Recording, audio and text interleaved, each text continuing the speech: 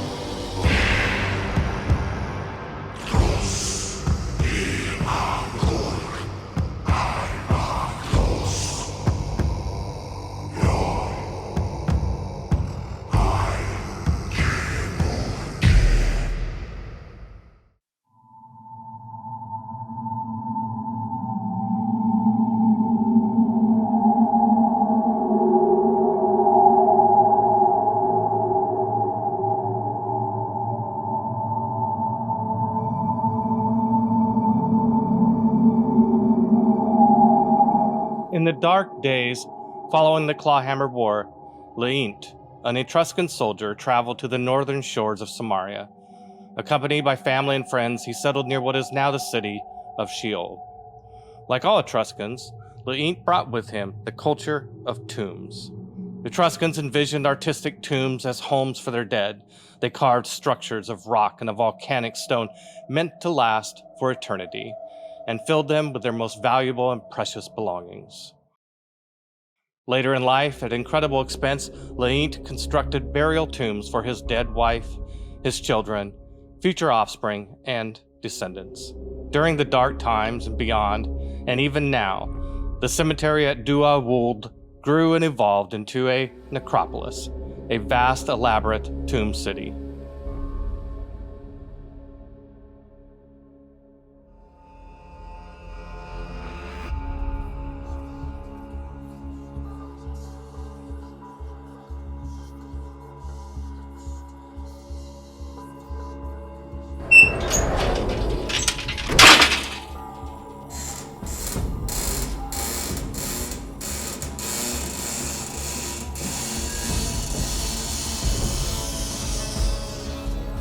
Master, an ogre and dog merchant extraordinaire of Graver's Dig, leans against a gatepost. Beside him, bound to a hulking steel chain, lies Unruly, an Annwn hound and Master's best friend. Oh, sure. Hurry up and wait. Happy to oblige, mistress. Take your time.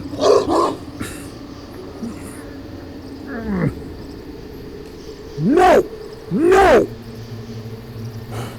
We just returned from a hunt, and it didn't go well. Brigathwina was angry.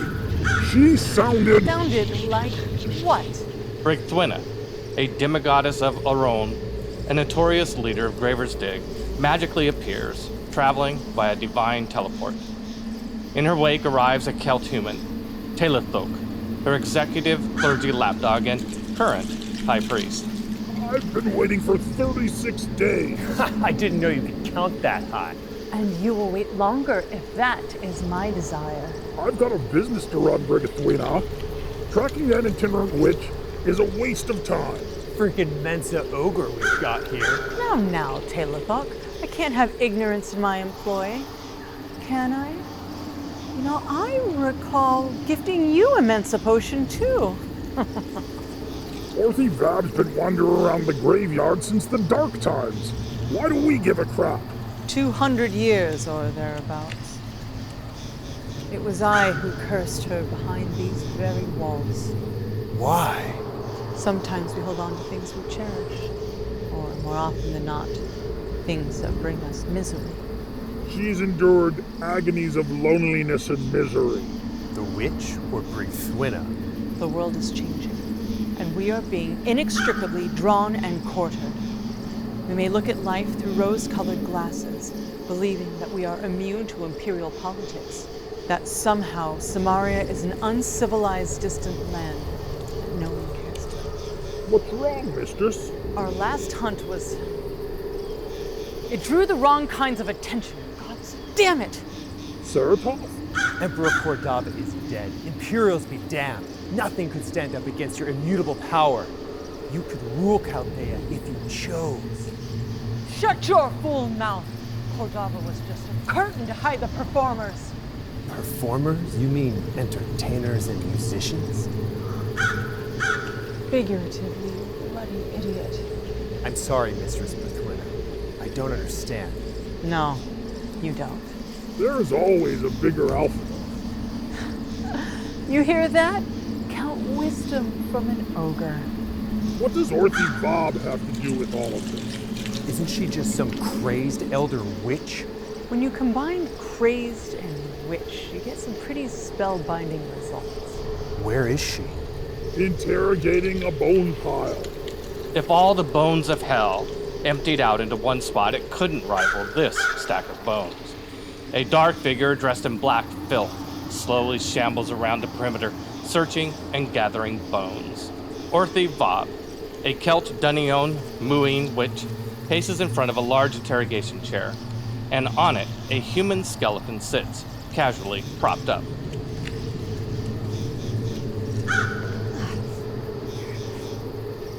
Where'd you hide it, Chinwaggle? Come on, tell me! It's here. I can smell its marrow. Denying the truth doesn't change the facts.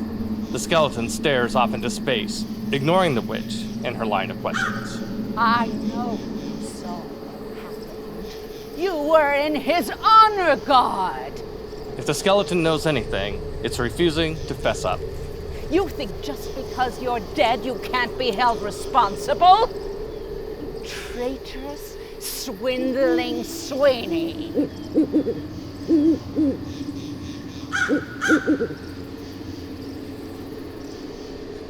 Brennan Hulbrand fell. His death rattled here. He was your liege. You, his protector, you must have seen something. Damn your eyes! I will break this conspiracy of silence!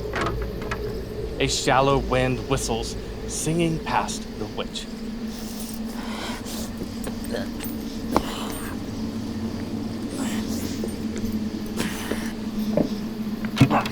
I'll have the truth from you. Your master's body exploded. Did you see where his head went? Huh? Speak up. I can't hear you. Do you remember anything unusual? This whole bloody place is unusual. You need to speak a little more specifically in your questioning. Bethwina. Back from exile. Still searching for your son? Didn't know I had the authority to stop. I need Bran. I need him too. Son. Bran, that you?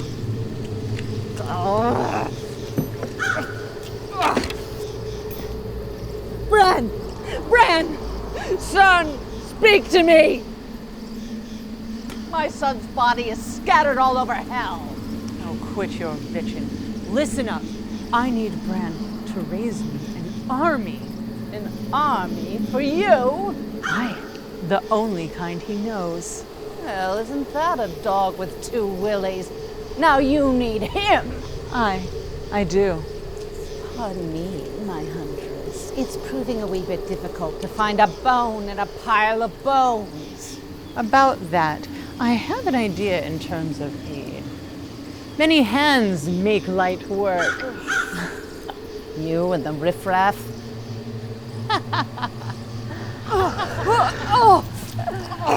Think you can speed up the search with your blood return? What is this army for? Deliver it, and I'll tell you. Here.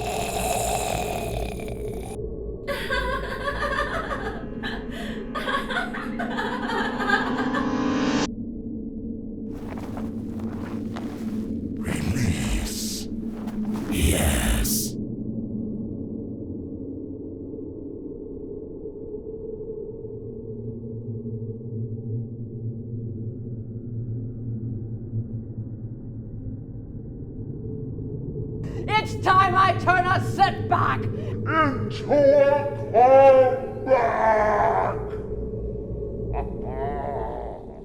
No more excuses, and bring Bran to me alive. Alive? White Lotus will return life, no matter how long dead. Even your son. Orthe Vob cradles the vial like it's the most precious substance in the universe. You're giving her White Lotus? Just the one, best not waste it. Stay here and keep a wary eye. Aye, mistress. Orthe Vob waves her staff like an orchestra puppet master, animating the dead. More and more undead answer her summons, digging themselves out of the dirt, stepping forth from crypts, mausoleums, or wherever they were laid to rest. Find my son! Somewhere, off in the night, our attention is drawn to 4 recently dead souls. Search everywhere!